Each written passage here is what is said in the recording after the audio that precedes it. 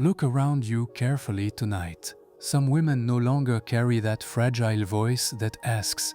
They have stopped searching for validation, for reassurance, for the right to be chosen. And yet, these are the women everyone watches. These are the ones nobody forgets. Something has gone quiet inside them.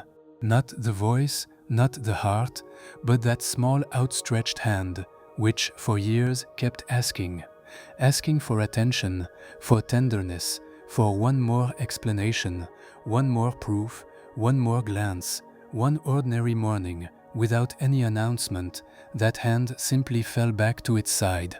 And believe me when I say this, that particular silence changes everything in a woman. Because the woman who stops asking does not become cold, she becomes full. What she no longer chases, precisely, is what begins to chase her. Now listen closely, because what you are about to hear is not a lesson. There is no strategy here, no technique, no method to learn by heart. It is an observation, ancient as time itself, that Carl Jung once identified under a precise name: individuation, that sacred moment when the soul stops begging the outside world for what already lives within it. Our grandmothers understood this without ever opening a book on psychology. They simply called it becoming a woman. Today, that word has lost its weight. Yet the phenomenon remains intact, and it explains something that troubles many of you watching tonight. Why do certain women, after a certain age, become absolutely magnetic without doing anything to provoke it? Picture in your mind a woman sitting alone at a cafe terrace one autumn evening. She does not check her phone every 3 minutes. Her eyes do not dart toward the door. She drinks her tea slowly, and something inside her is entirely present to this tea, this light, this exact moment. All around her, the world fidgets. Couples argue in low whispers. Younger women laugh a little too loudly, hoping to be noticed. Not her. She has become that rare creature, a woman who is waiting for no one. And still, observe carefully, the glances turn toward her. Not the glances she was seeking, the ones she stopped seeking long ago. Here lies the first mystery I want to share with you. Whatever we pursue escapes us. Whatever we release returns to us. This is an old law, almost alchemical in nature. Jung sensed it intuitively while observing his female patients, those who came to him desperate to recover a husband, a lover, a fading relationship, almost never obtained what they wanted. Yet the women who agreed to descend into themselves, to cross their own dark night, to abandon the chase entirely, watched life slowly return to them, in other forms, what they had finally released. This is not magic, it is a far deeper mechanism, and we are going to explore it together right now. You see, asking is never a neutral act. To ask creates an invisible dependency. The very instant you expect something from another human being, a piece of your inner balance lodges itself outside of you. Without realizing it, you become tributary to his response. And he feels it. He feels it even before you do. Sometimes before he can put words on it.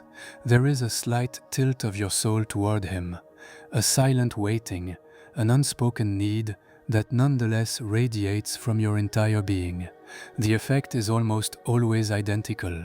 He retreats, not from cruelty, from instinct alone. For thousands of years, the masculine unconscious has been programmed to flee what demands and to pursue what is sufficient unto itself. Perhaps this is the most unfair lesson life has ever asked us to understand. The more you love, the more you ask. The more you ask, the more you push away.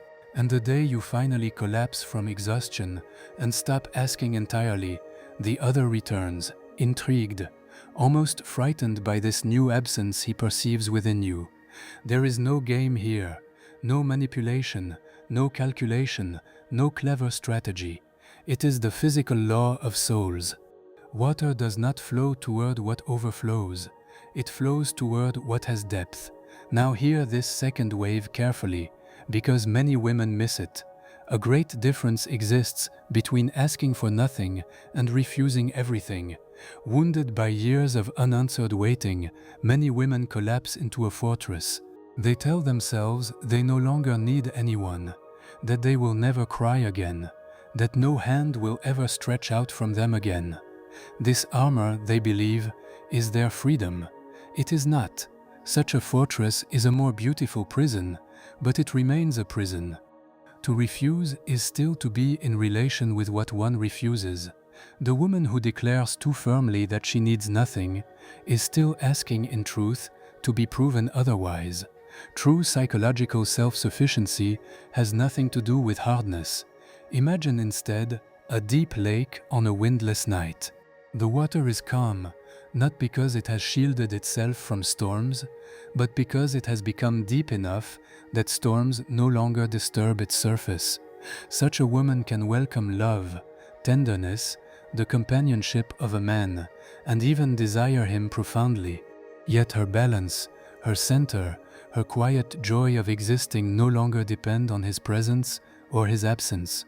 This calm independence is precisely what becomes magnetic to those who cross her path. Let me bring another woman before your imagination. She is 52 years old, married for 20 years, then left, then betrayed, then in love again, then loved again badly. One day, almost without noticing, she stopped retelling her story, explaining what she had crossed through no longer felt necessary to her. Waiting for the magical sentence, the apology, the repair, eventually lost its grip.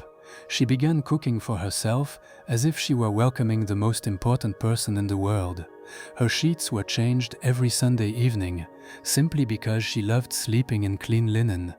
Walks alone through the forest became sacred, not to empty her mind, but to hear something precise inside her. This woman became, without ever seeking it, one of those presents others do not forget. The men she now meets no longer perceive her as a prey, a conquest, or a problem to solve. They perceive her as a territory, and anything that is territory, in-depth psychology, awakens in the conscious masculine that ancestral desire of being received, not begged for, received. Here lies the essential distinction. A woman who pleads creates flight.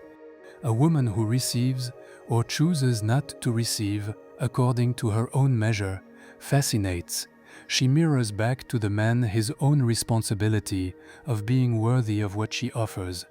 If this exploration is touching something old in you, take a breath right now and stay with me, because what follows asks for a quiet heart.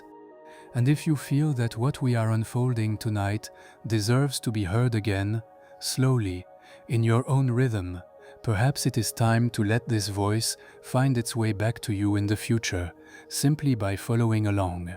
There is a third wave, even more subtle, that we must dare to name now. Why does a man become attached to a woman who no longer runs? Not because she plays at indifference. Men, even those we consider unrefined, sense fake indifference immediately. That calculated coldness, secretly waiting for its reward, fools no one. No, a man attaches himself to a truly centered woman because she offers him something no one else can. A mirror in which he can finally see himself without having to perform. In front of a woman who asks, a man feels evaluated, measured, constantly tested. He tenses. He becomes either evasive or dominating or absent. In front of a woman who asks for nothing, he feels strangely free. Free to be himself, free to give spontaneously what he actually wants to give. Within this freedom, he begins, sometimes for the first time in his life, to love in a real way. He no longer loves in order to fill a void. He loves in order to participate. Such a nuance is infinite, and it changes everything between two human beings. Right here is where Marie-Louise von Franz, the closest disciple of Jung, found the precise word. She spoke of the free anima, that inner image of the feminine every man carries within him, an image that can only unfold in the presence of a woman who does not capture. The woman who asks captures. The woman who is sufficient unto herself liberates. A man who feels liberated by a woman never forgets her. He may walk away, he may pretend, he may even marry another, but something inside him, for the rest of his life, will keep returning to that presence which did not hold him back. We have been deceived on something fundamental. The story told to us was simple. Love must be earned by effort, by proof, by endless availability. That story is a fraud. Real love is never earned. It is recognized, and it can only be recognized between two beings who are standing upright. A woman bent toward a man does not awaken love. She awakens, at best, pity, and at worst, contempt. A woman standing tall, calm, rooted in her own life, awakens something else entirely: respect.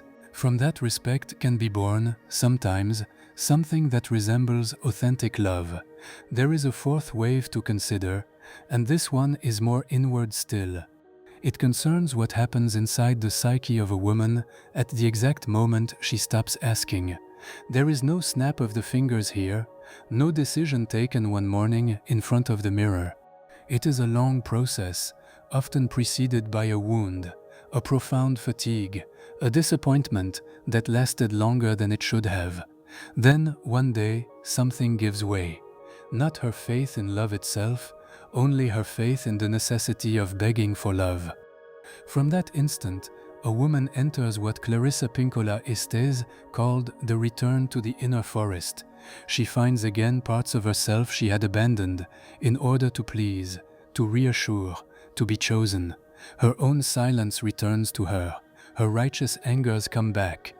Her taste for simple things no one needs to validate is rediscovered. Reading alone on a Sunday afternoon can become a deeper joy than dining with a man who does not really see her. Through this rediscovery, something reconstitutes itself within her, a form of psychic integrity that nothing ever again will be able to erode in the same way. This woman does not grow old. She ripens. The difference is enormous. Growing old means losing.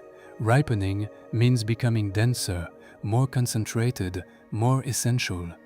Look closely at the women of 60 who carry that particular light around them. These are not the women who were spared by life. They are the ones who stopped, at some point, asking life to spare them. Their own depth was finally accepted. In a woman, this depth is what nothing and no one can fabricate artificially. Not surgery, not clothes, not eloquent speeches. It is an interior alchemy, requiring years, sometimes decades, that slowly transmutes flesh into presence.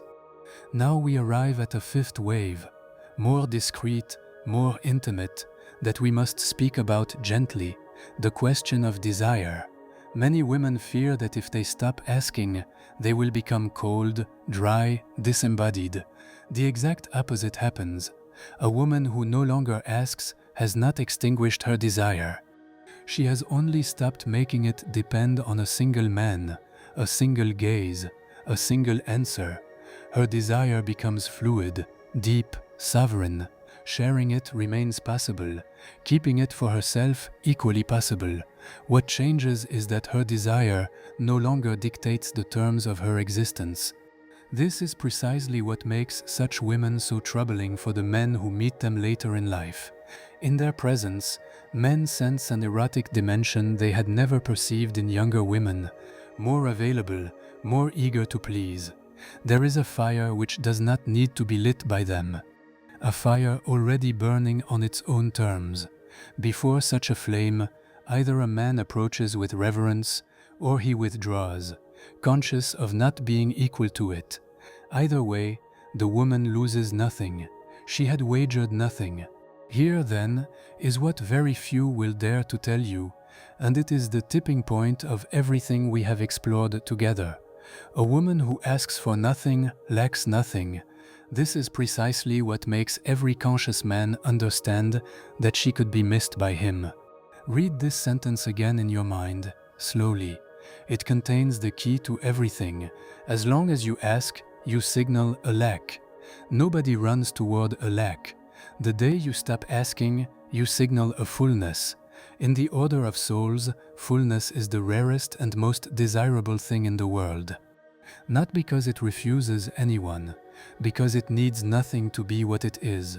That strange sensation you may be feeling right now, that impression of having always known this without being able to name it, is not random.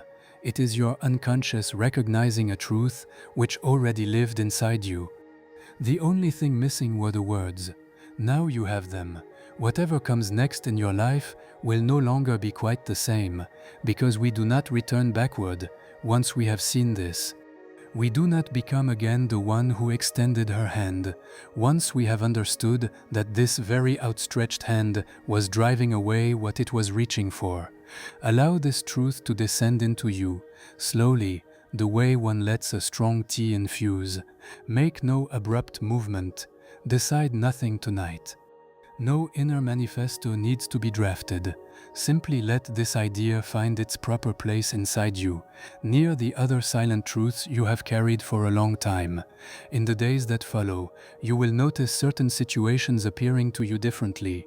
Certain messages you would have sent will not be sent. Certain expectations you would have nurtured will quietly evaporate. It will happen almost without effort, almost without you. Becoming another woman is not the point.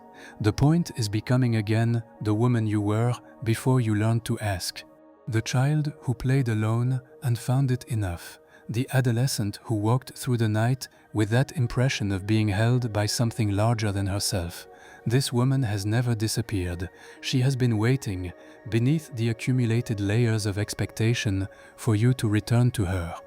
Today, perhaps, you have just signaled to her that you are coming home. If something inside you was stirred tonight, it is because something inside you was already ready to hear it. Take all the time you need. Deep water never hurries. It waits for its hour. And its hour, for you, may have already begun.